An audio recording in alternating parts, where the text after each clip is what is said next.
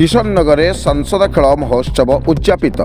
कटक जिला कटक सदर निर्वाचन मंडली अंतर्गत किशननगर हाईस्कल पड़िया 2 दिन धरी अनुष्ठित होता संसद खेल महोत्सव रविवार उद्यापित हो जाएगी। खेल में सदर निर्वाचन मंडली 16 गोटी फुटबॉल दल अंशग्रहण करते। रविवार उद्यापनी उत्सव में समीर सेनापति अध्यक्षता आयोजित पुरस्कार वितरण सभारे मुख्य अतिथि भाव कटक सांसद भर्तृहरि महताब, सम्मानित अतिथि भाव कटक सदर विधायक इंजीनियर प्रकाश चंद्र सेठी, कटक जिलापाल दत्तात्रेय भाव साहेब सिंधे, सनातनी सेनार राज्य सभापति समीर पंडा, किशोरनगर मंडली मंडल सभापति चित्तरंजन साहू, ऋषिकेश जेना, साधु जेना, रमा विश्वाल प्रमुख जोगदे।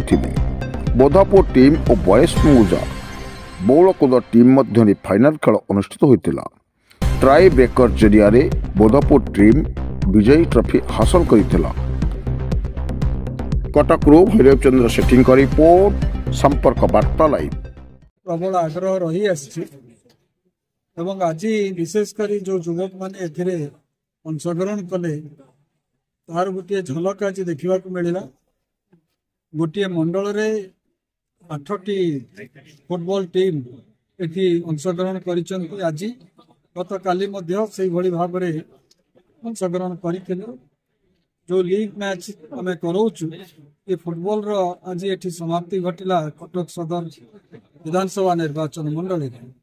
परवर्ती अवस्था क्रिकेट हम, भलीबॉल हम, कबड्डी हम, भलीबॉल हम, आगे कौन रहा खो भी हम। से दृष्टि गोटे मैराथन हम। ये सब गुड़िक आमर युव प्रतिभा को आनिबा एक उद्यम करा जाउछि।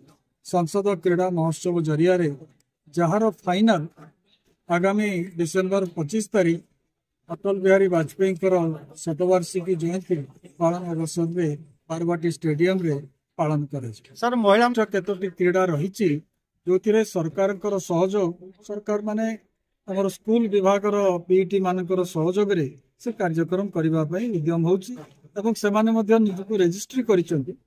गोटे बड़ कथा होमर कटक लोकसभा निर्वाचन मंडली 21,000 युव प्रतियोगी निजक रेजिस्ट्री कर समस्त मैदान उपरको आने आम उद्यम चलती। यशस्वी प्रधानमंत्री नरेंद्र मोदी आह्वान प्रति लोकसभा एक कार्यक्रम होमर ये कटक आमर सम्मान्य भर्तृहरि महताब जी नेतृत्व में कटक जिले में सबुआड़े कार्यक्रम हो सांसद खेल एक उत्सव आकार पालन कर जहाँकि एतु स्पष्ट आमर ग्रामांचल बेसी गाँ गाँ अंचल प्रतिभा आ क्रीड़ा व्यक्ति क्रीड़ा पिला माने स्पोर्ट्स पर्सन माने एक अपॉर्चुनिटी पाउछन्ती, लोकलोचन को आसुछन्ती कहीं जिला लेवल जिला लेवल करिया परे तांको मध्य प्रशिक्षण दिया जिवो। ए खाली कंपटीशन कराओनी आ भीतर पाइबा माने केथिके पिला मान को मध्य प्लेयर मान को मध्य आमे निश्चय युवपीढ़ी मान को प्रशिक्षण दिया जिवो। विभिन्न प्रकार हमर खेलो इंडिया फिट इंडिया मूवमेंट अच्छी ता माध्यम रे प्रशिक्षण दियाबो। मत आर्थिक सहायता मध्य पाउछन्ती। ए गवर्नमेंट ऑफ इंडिया माध्यम रे युवपीढ़ी मान को उत्साहित करूछन्ती विभिन्न क्षेत्र रे।